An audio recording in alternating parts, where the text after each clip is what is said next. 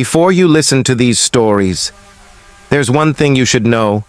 In the Smoky Mountains, locals say, if you hear your name being called from the woods after dark, no matter who it sounds like, you do not answer. Because whatever is calling you may not be human. These are 10 of the most disturbing true horror stories ever told from the Smoky Mountains. If dark stories and sleepless nights are your kind of escape, subscribe to Neuro Nightmares, where the nightmares never end and the darkness always has another story to tell. But the Smoky Mountains have a way of making you feel small. Not in the poetic sense people talk about online, not in the nature is beautiful way. I mean, they make you feel like you are standing inside something ancient, something so old and so vast that your existence barely registers to it. That is what my brother Aaron used to say.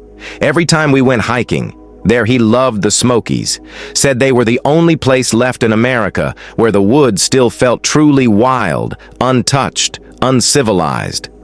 Like if you wandered too far off trail, you might accidentally step into a place humans were never meant to find. I laughed whenever he said that, until the night we heard the whistling. It was late October when we rented a weathered cabin just outside Gatlinburg. Nothing fancy, just a creaking little place tucked deep enough into the woods that you could not see. Another house from the porch. Exactly the kind of isolation Aaron loved. The first day was normal. We hiked part of the alum cave.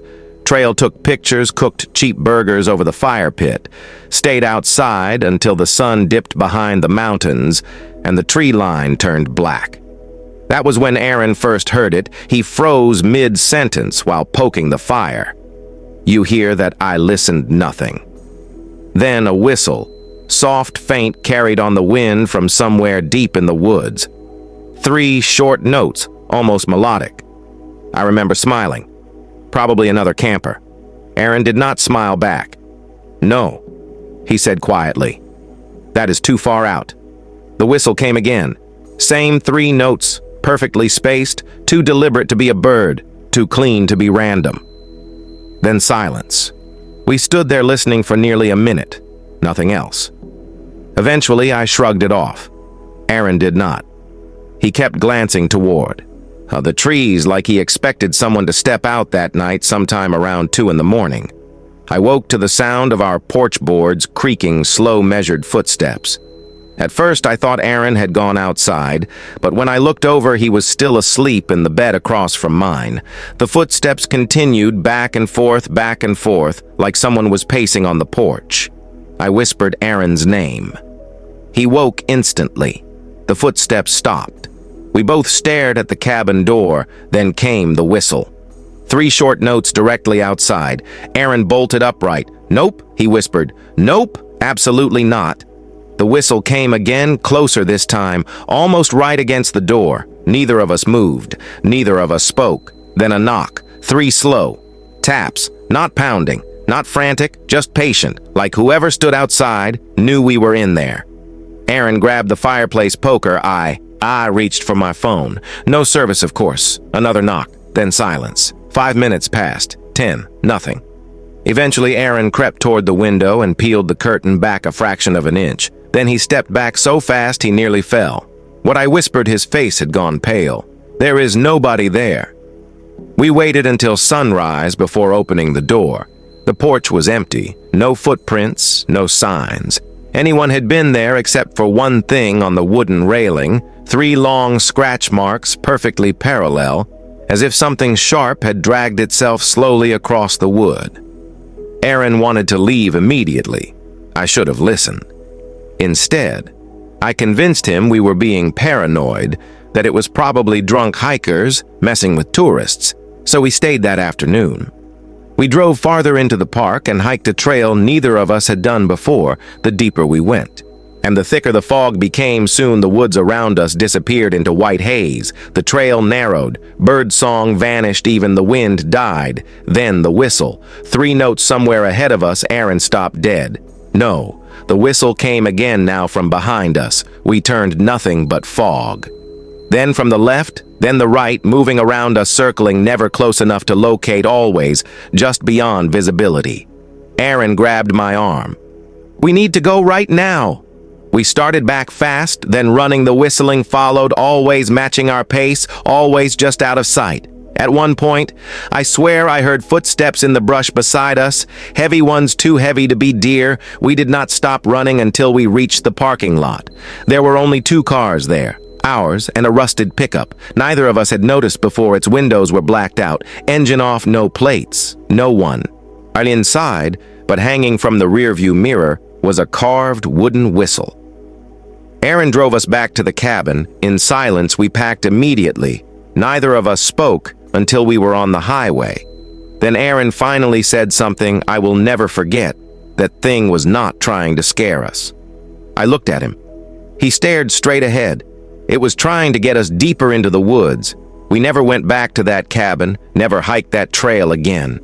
But every now and then, usually late at night, Aaron will call me, wait for me to answer and ask one question in a voice I barely recognize. "Tell me you heard that too." Then he will hold the phone out in silence and faintly. From somewhere on his end of the line, I hear it 3 soft notes whistling through the dark. Most people think the Smoky Mountains are mapped, documented, tracked down to every last trail marker and our overlook. But if you talk to enough locals, especially the older ones, you start hearing stories about roads that do not appear on maps, trails that seem to move, structures hidden in places they should not be, and ranger stations that do not officially exist. I never believed any of that. Not until I saw one. It happened in the summer of 2019.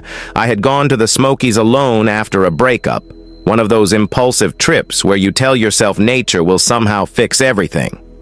I rented a small campsite near Cades Cove and planned to spend 3 days hiking and disconnecting from the world. The first day was uneventful. The second day, not so much. I had chosen a lesser-known trail. A local cashier recommended, said it had incredible views and almost no foot traffic. Perfect. I thought for the first few hours it was exactly what I wanted. Quiet. Peaceful, just me. The trees and the occasional bird call. Then I realized the trail markers had stopped at first. I assumed I had just missed one, then another mile passed, still nothing. The path beneath my boots became less defined. Branches scraped against my arms. The forest thickened and that awful sinking feeling hit me. I was no longer on an official trail. I turned around immediately, or at least I tried to. But somehow every direction looked wrong. Every tree looked identical. The deeper panic set in. The faster I walked, then ran. I do not know how long I stumbled through those woods before I saw the building, a ranger station at least.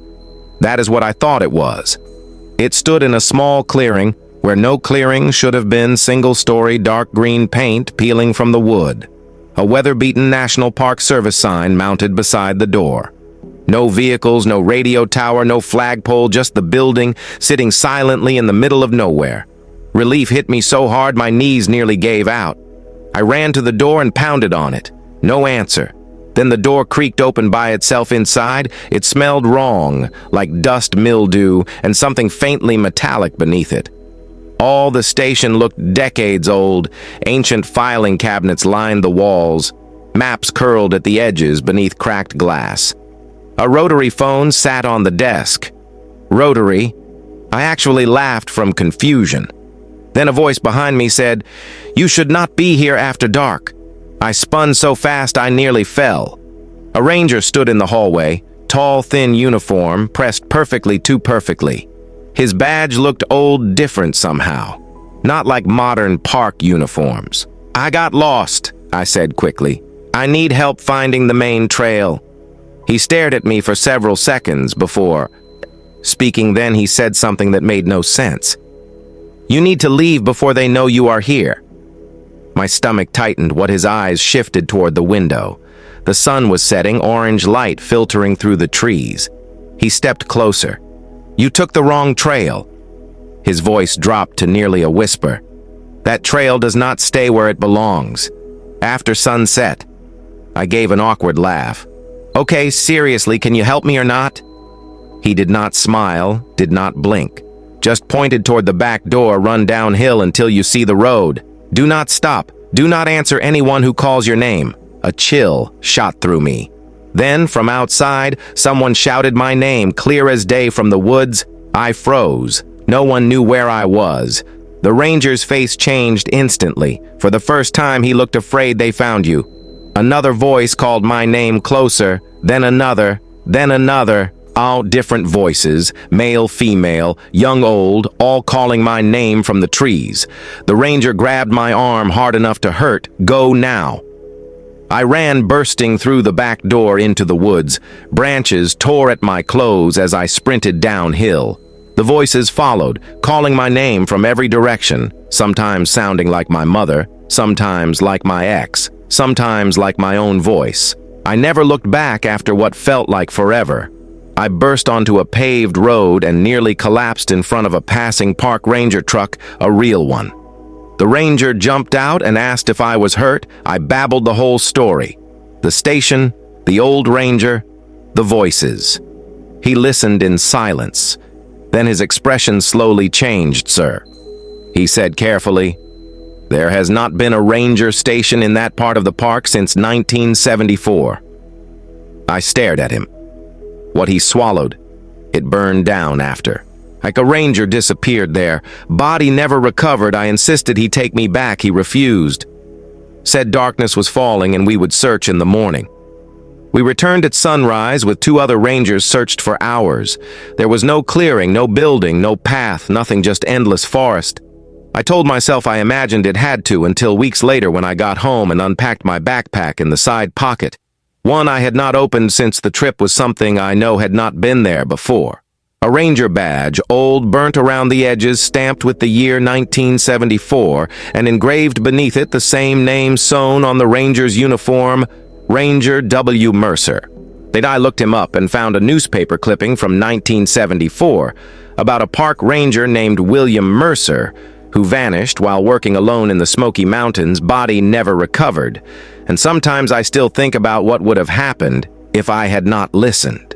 If I had stayed in that station after dark, and what truly keeps me awake is wondering whether Ranger Mercer ever made it out himself, or if some part of him is still there, waiting in those woods trying to warn the next person who gets lost. People always talk about how beautiful the Smoky Mountains are in autumn. The golden leaves, the fog rolling through the valleys, the way the cabins look like postcards. No one talks about how quiet it gets at night. Not peaceful. Quiet wrong. Quiet the kind where even the insects seem too afraid to make noise. That was the first thing my wife noticed when we rented the cabin. There are not any crickets, she said, and she was right, not one. Just silence. The cabin sat high on a wooded ridge outside Pigeon Forge, far enough from town that once the sun went down, the darkness swallowed everything beyond the porch railing. We rented it for a week as a family getaway. My wife and our 6-year-old daughter Emma. The first 2 nights were perfect campfires, board games, marshmallows. Everything felt normal. Then Emma started talking about the girl outside. At first we assumed it was imagination. Kids say strange things, but on the 3rd night while brushing her teeth, she casually said the girl in the trees smiled at me again. My wife froze. "What girl?" Emma pointed toward the bathroom window. "The one who stands outside at night." Every hair on my arm stood up. I went straight to the window. Nothing. But darkness and tree-line, sweetheart," I said carefully. "There is nobody out there." Emma frowned. "Yes, there is. She comes every night." My wife and I exchanged a look that night after Emma fell asleep. We searched the property, flashlights, phone lights, everything. No footprints, no sign anyone had been near the cabin. We told ourselves it was imagination. Until the next night, around 1 in the morning, I woke to the sound of whispering. At first I thought my wife was talking in her sleep. Then I realized the whispering was coming from Emma's room. I got up and cracked her door open. She was asleep, curled beneath the blanket, still whispering softly like she was having a conversation with someone in her dreams. Then she said she wants me to come outside now. Every part of me went cold. I rushed to her bedside, shook her gently awake. Emma blinked at me, confused. What, you were talking in your sleep?" I said. She rubbed her eyes, then pointed toward the window. No, Daddy, she was talking to me. I looked. There was a small handprint on the outside of the glass at child height. My wife nearly packed us up that second. I should have agreed instead. I convinced her it was probably another kid from a nearby cabin. Maybe someone wandering around. We stayed big. Mistake the next night. Emma vanished just for 30 seconds, but it was enough. We were downstairs watching television when my wife asked where Emma had gone. She had been playing in the loft. 5 minutes earlier, we searched the cabin. Nothing.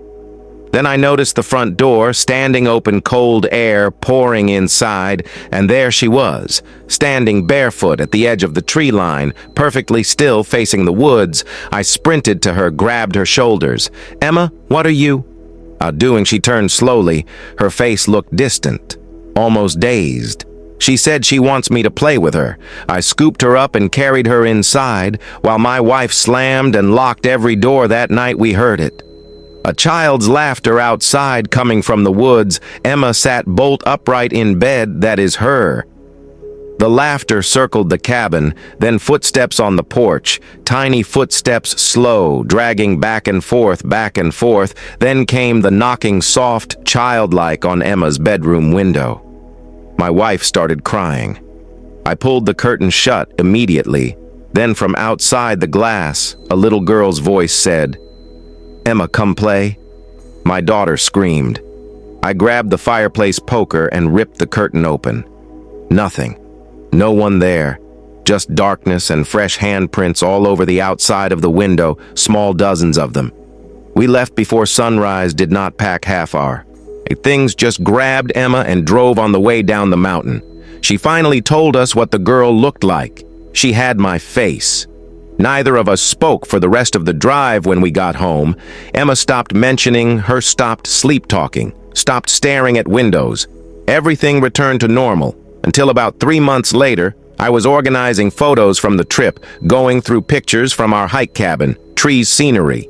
Then I found one I did not remember taking. It was of Emma standing by the tree line near sunset, smiling at the camera, and behind her, partially hidden between two trees, was another little girl, same height, same hair, same face, smiling too.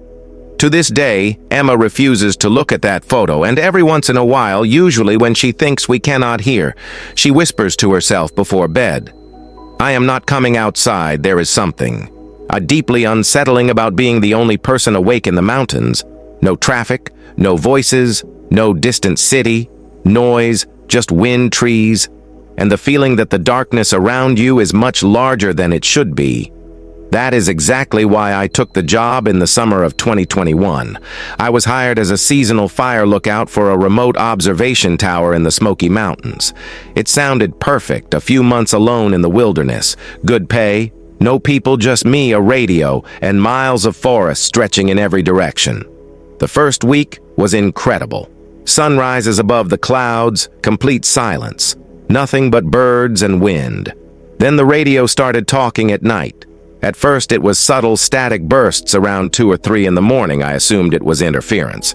Then one night the static cleared and I heard breathing, slow, steady, right through the speaker. I grabbed the mic. Tower 6, identify yourself. No response, just breathing. Then a voice. My voice, perfectly identical, coming through the radio. It said, "Come outside." Every muscle in my body locked. I stared at the radio in disbelief. Then the transmission cut to static. I did not sleep that night. The next morning, I reported it to headquarters. They laughed, said the old radios malfunctioned all the time, so I let it go for 2 days. Then it happened again. 2:14 in the morning, radio crackled to life. My voice came through the speaker, only this time it whispered, "I am down here." I backed away from the desk, heart pounding. Then something moved below the tower. Heavy footsteps circling through the brush, crunch, crunch, crunch, slowly orbiting the base of the tower. I grabbed my flashlight and aimed it downward through the grated floor. Nothing. The footsteps. He stopped. Then a knock directly beneath me. 3 hard bangs against the metal support beams. I radioed headquarters in a panic. No response. Static only then from the darkness below. My own voice shouted upward, "Why will you not look at me?" I stayed frozen in the tower until sunrise. The second daylight hit the trees. Everything stopped. No footsteps, no voices. I climbed down and searched the area. No footprints, no sign anyone had been there, just deep gouges in the dirt circling the tower, like something had paced there all night. I demanded to be reassigned. My supervisor refused, said staffing was short, said if I wanted the paycheck, I stayed. So I stayed, but I stopped sleeping every night. It returned sometimes, whispering through the radio, sometimes pacing below, sometimes calling my name from the trees in my own voice, always trying to get me outside then. On my 12th night, it climbed the stairs. The tower staircase wrapped around the outside in long metal switchbacks, and around midnight, I heard the first step, creak, then another slow measured something was ascending the stairs. I killed the lantern and crouched in darkness, staring through the window. A figure emerged below. Tall, too tall, its limbs bent strangely as it climbed. Its head twitched with jerky movements, but even in the darkness, I could tell one thing immediately. It had my face or something close enough to it. It reached the final landing, stopped at the locked door, then smiled and in my voice said, "You look tired." I do not remember deciding to move. Instinct took over. I smashed the emergency flare box against the window and fired a flare directly into the night sky. The creature jerked backward, then ran not down the stairs, and it vaulted off the side of the tower into the darkness below. Headquarters arrived 40 minutes later. I quit before sunrise, never went back. But before I left, one of the older rangers pulled me aside. He looked at the tower, then quietly said, "You are the fourth."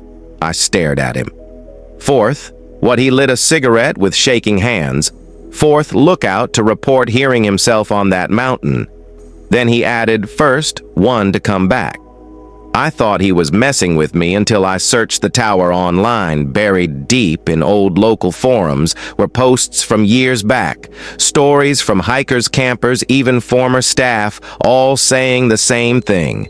If you hear your own voice calling to you in the Smokies, no matter what it says, do not answer, do not follow it, and whatever you do, do not look for where it is coming from, because sometimes it is looking for you too. See, there are thousands of marked trails in the Smoky Mountains, some easy, some dangerous, some so remote you can hike for hours without seeing another person.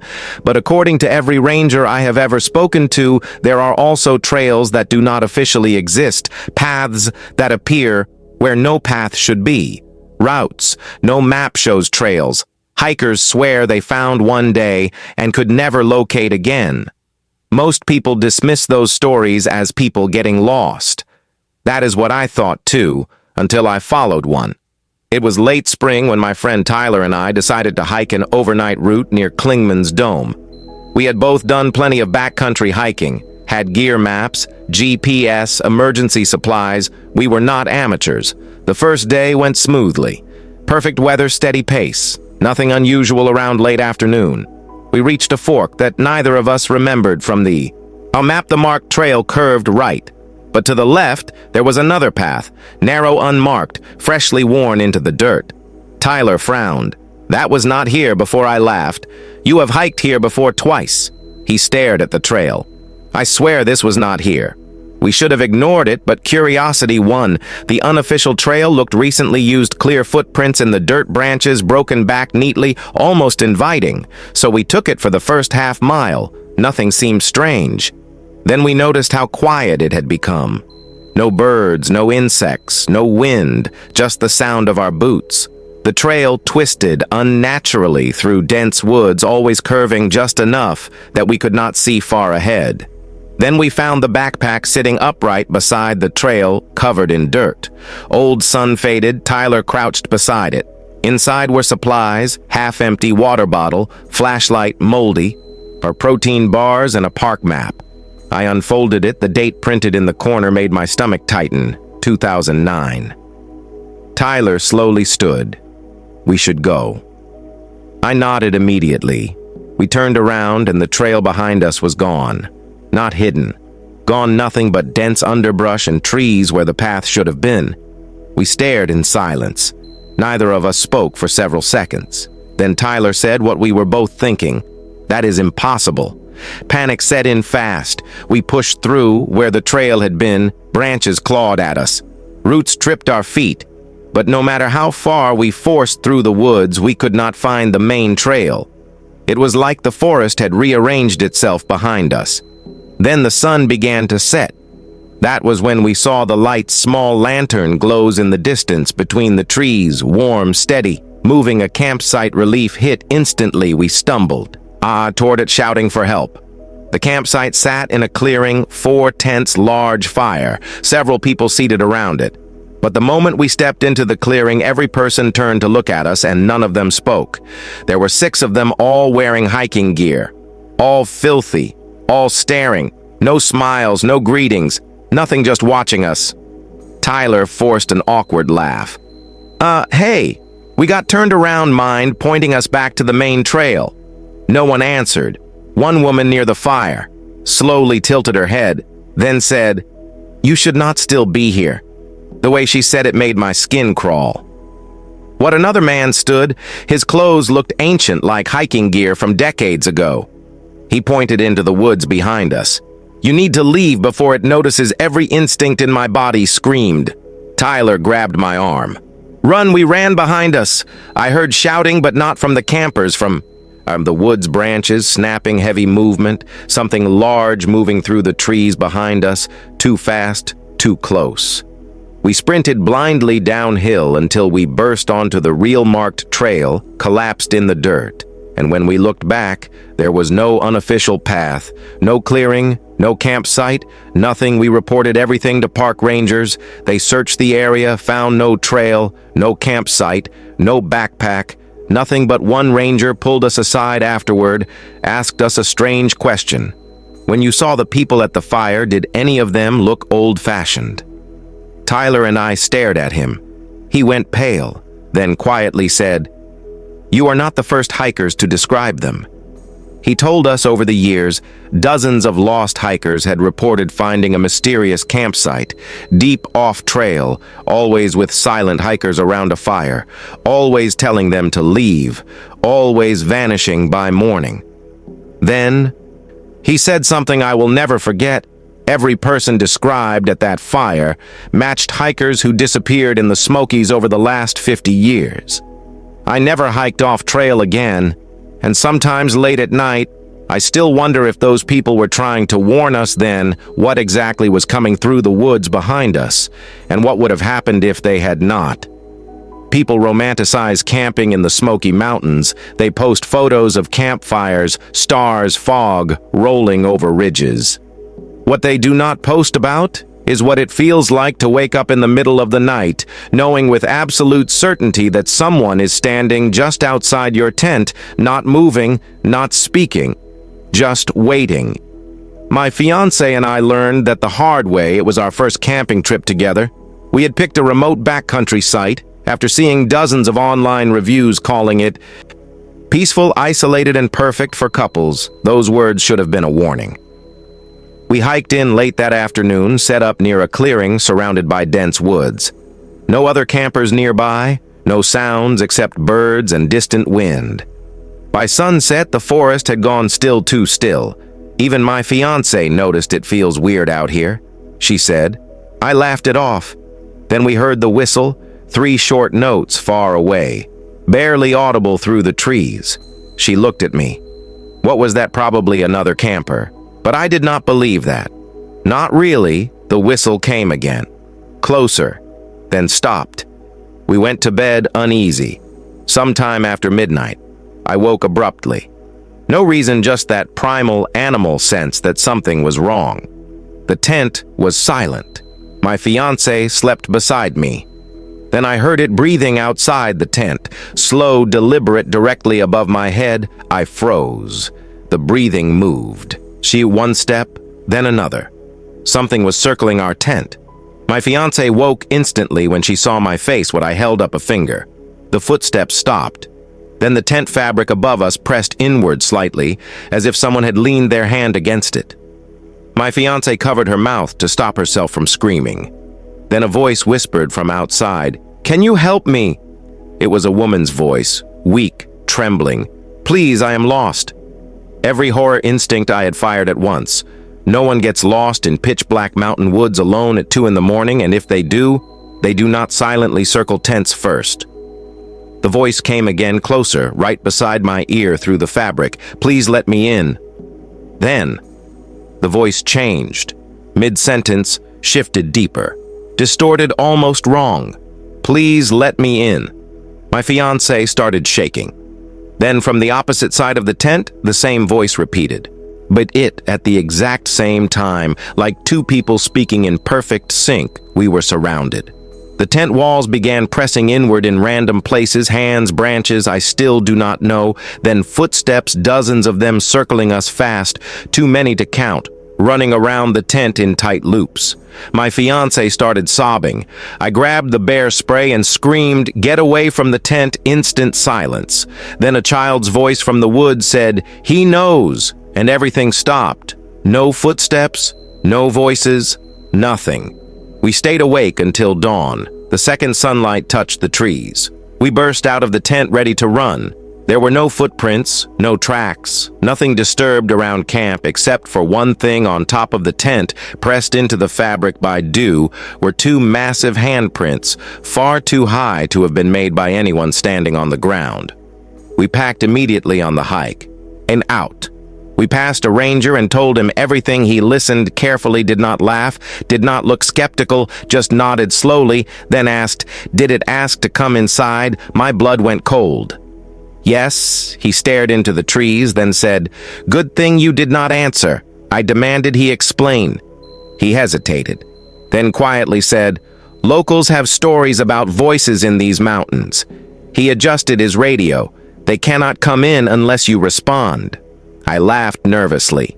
He did not to this day. I do not know if he was joking, but I know one thing: my fiancée has never gone camping again, and every time she hears knocking at night, even in our own house, she whispers the same thing under her breath: "Do not answer it." If the cabin was not supposed to have neighbors, that was the entire reason we booked it. My friends and I wanted a weekend away from the city.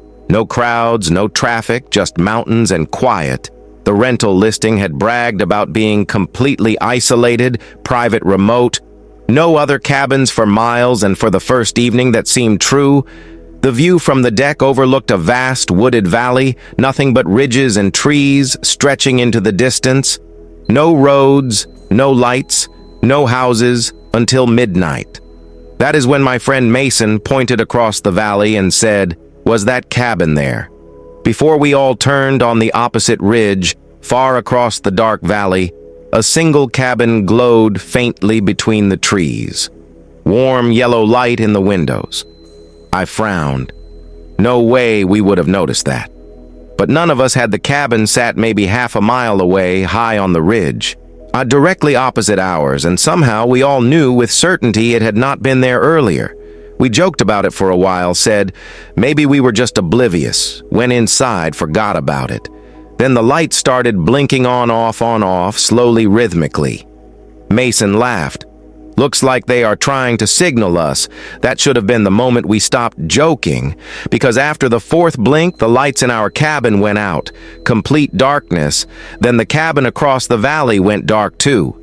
A few seconds later, its lights came back on. Then ours, every single one of us, went silent. No one touched the switches, no storm, no outage, nothing. The cabin across the valley blinked its lights 3 more times, then stopped. We locked every door, closed. Every curtain, told ourselves it was some electrical coincidence. None of us believed it around 2 in the morning. He woke to Mason shaking me. His face looked pale. "It is outside." I sat up. "What?" as he pointed to the window across the valley. The other cabin was dark, but someone stood on our deck, tall, still facing the glass. We could only see the silhouette, no features, just a person-shaped darkness standing inches from the window. None of us moved. None of us breathed. Then the figure slowly raised one arm and tapped on the glass 3 times. Mason screamed. The figure turned and sprinted into the woods so fast it did not look human. We called the property owner. Immediately told him someone was outside. He sounded confused, then said, There are no neighboring cabins near that property. We all froze. What the nearest rental is 4 miles away, I told him about the cabin across the valley. Silence. Then there has not been a cabin on that ridge since the wildfire in 20. The 16. Every hair on my body stood up. We stayed awake until dawn.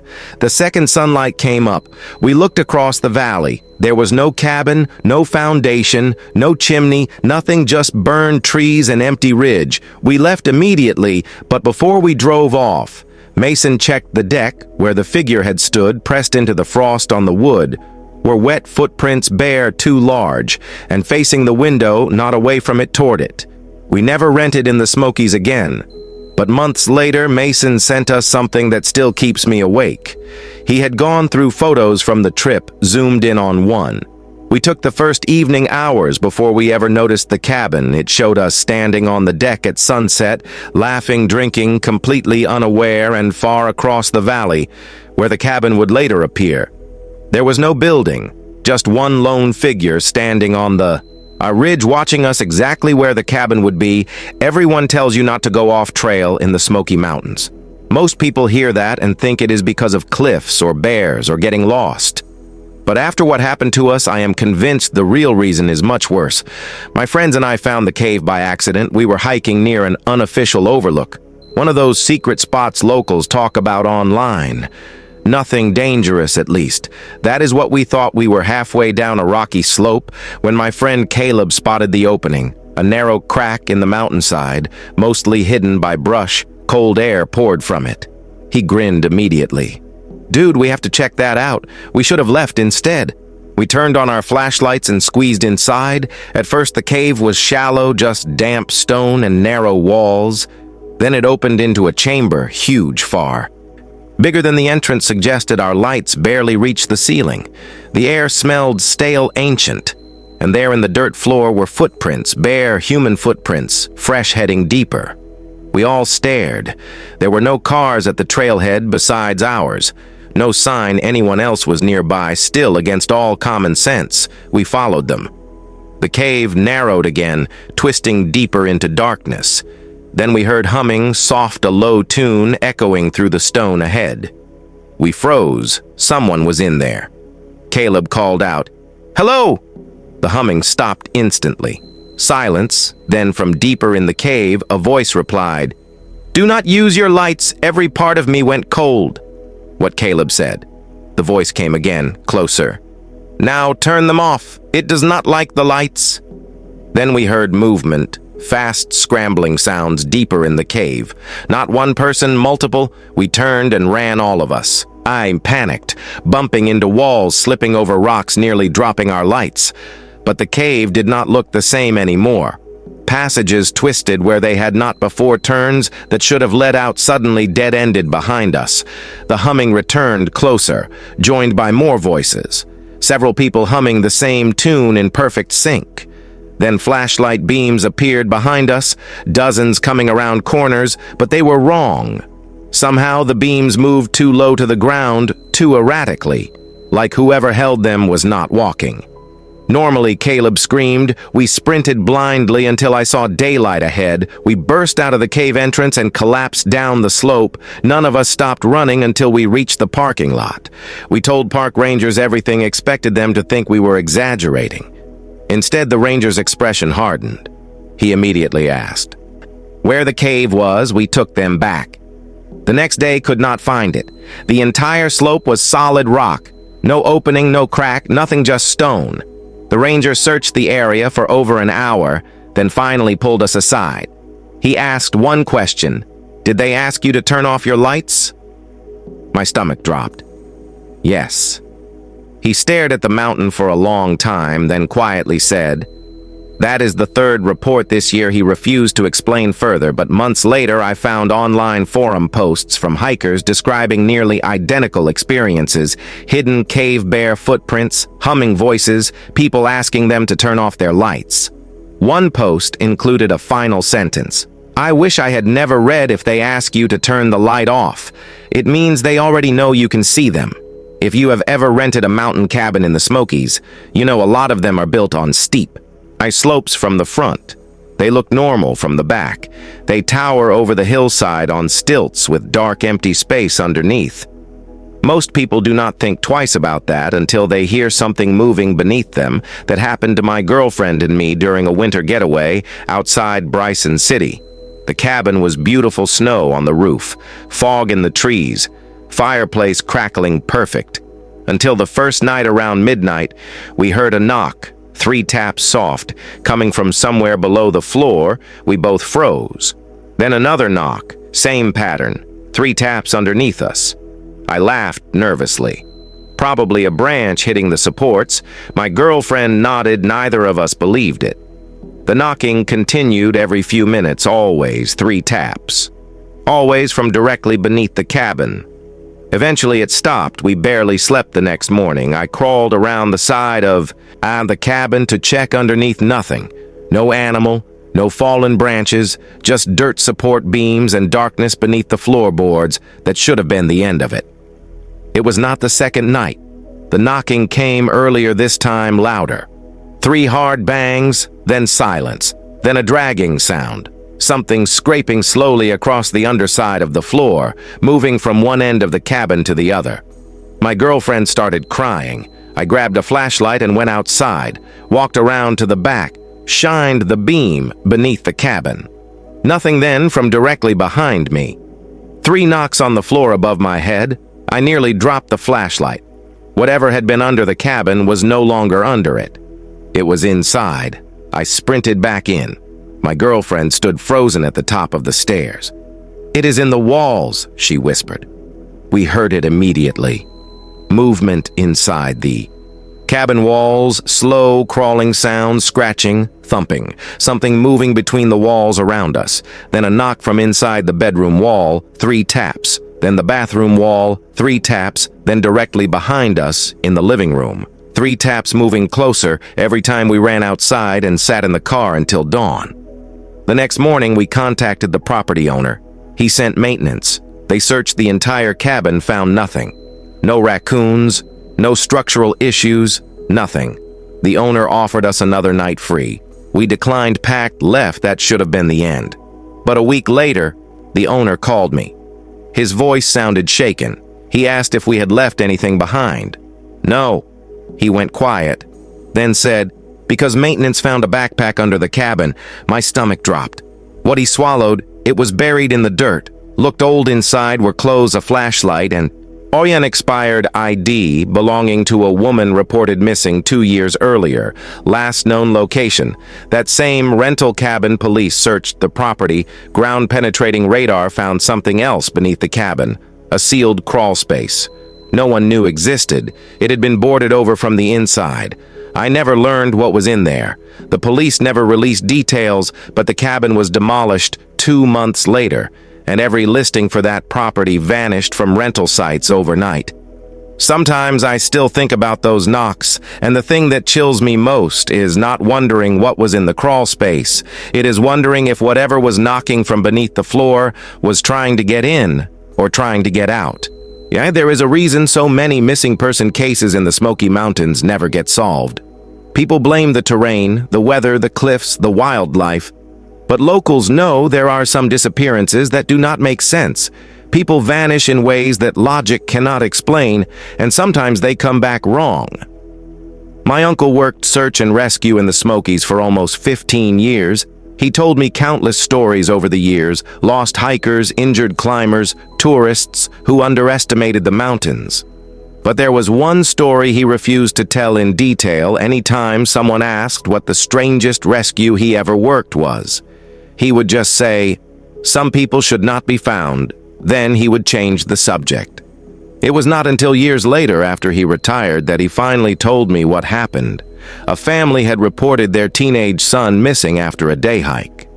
17 years old, vanished near dusk after walking ahead on the trail. His parents searched for hours before calling park rangers. Search teams went out immediately. My uncle joined around midnight. He said they searched all night with no sign of him. Then around 4 in the morning, they heard shouting from deep in the woods. The boy was calling for help.